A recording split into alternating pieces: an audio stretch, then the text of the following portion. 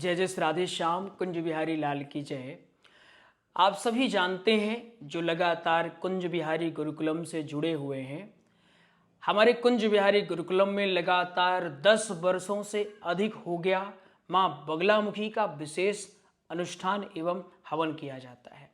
गुरुकुलम में तो हवन अनुष्ठान किया ही जाता है, जो गुरुकुलम से जुड़े शिष्य हैं उनके घर में भी यह अनुष्ठान का कार्यक्रम करवाया जाता है। अब आप लोगों को सूचना देनी थी, एक एक करके अगर बताने बैठेंगे तो बहुत सारे लोग जुड़े हैं। हमारे सीधी से, रीवा से, प्रयागराज से, छत्तीसगढ़ से, जबलपुर से, मुंबई से बहुत सारे लोग जुड़े हुए हैं, गुजरात से जुड़े हुए हैं, कुछ लोग जम्मू कश्मीर से जुड़े हुए हैं, तेलंगाना से जुड़े हुए हैं। संख्या बहुत ज़्यादा है, एक एक करके अगर सबको फ़ोन करने बैठेंगे तो समय ज़्यादा लग जाएगा। इसीलिए एक वीडियो प्रसारित कर रहे हैं आपको महत्वपूर्ण सूचना देने के लिए। आप सब जानते हैं कलिकाल में एकमात्र माँ बगलामुखी ही ऐसी शक्ति है जिनका आश्रय लेने मात्र से हमारे सारे कष्ट क्षीण हो जाते हैं। ये माँ बगलामुखी कोई और नहीं है, 10 महाविद्याओं में से एक है। 10 महाविद्याओं में से 8वीं महाविद्या माँ बगलामुखी है। इन्हें माँ पीताम्बरा के नाम से भी जाना जाता है। माँ पार्वती का उग्र रूप ही है माँ बगलामुखी।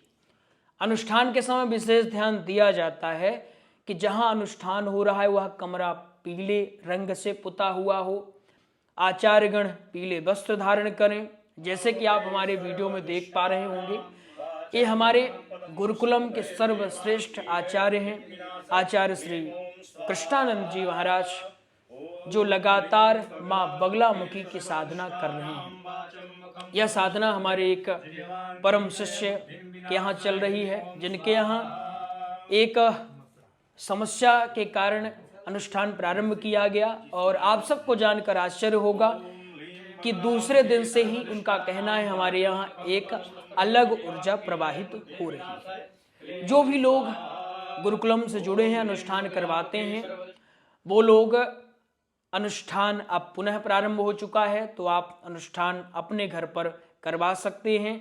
किसी भी प्रकार की समस्या है, माँ बगलामुखी का आश्रय लेकर के उस समस्या को दूर किया जा सकता है, इसमें कोई भी संदेह नहीं होगा। जैसे दशरथ जी ने गुरुदेव वशिष्ठ का आश्रय प्राप्त किया, गुरुदेव वशिष्ठ ने श्रृंगी ऋषि को बुलाकर पुत्र काम यज्ञ करवाया। यज्ञ भगवान प्रकट हुए और खीर दिए, और उस खीर के प्रसाद को पाकर के 4 भैया उत्पन्न हुए।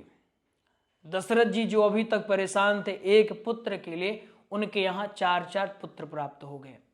यही चमत्कार होता है यज्ञ का, यही चमत्कार होता है अनुष्ठान इत्यादि का। माँ बगलामुखी का अनुष्ठान क्या इतना लाभकारी है? बिल्कुल है, इसमें कोई संदेह नहीं। विशेष ध्यान किसका रखना है? जो अनुष्ठान करवा रहे हैं, जो कर रहे हैं, उनके मन में श्रद्धा भाव हो, श्रद्धा युक्त होकर के इस अनुष्ठान को करवाना चाहिए।